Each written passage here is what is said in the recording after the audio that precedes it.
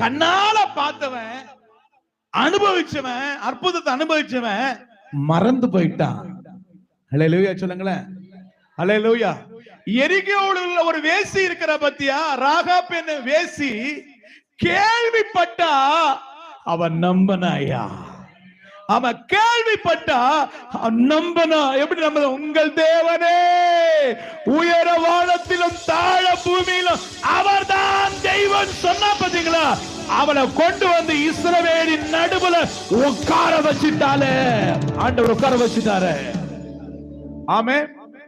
இவங்க பார்த்தாங்க, அனுபவிச்சாங்க, மறந்தாங்க. ஆனா அவ கேள்விப்பட்டது முதல் கொண்டு அவள் மறக்கவில்லை.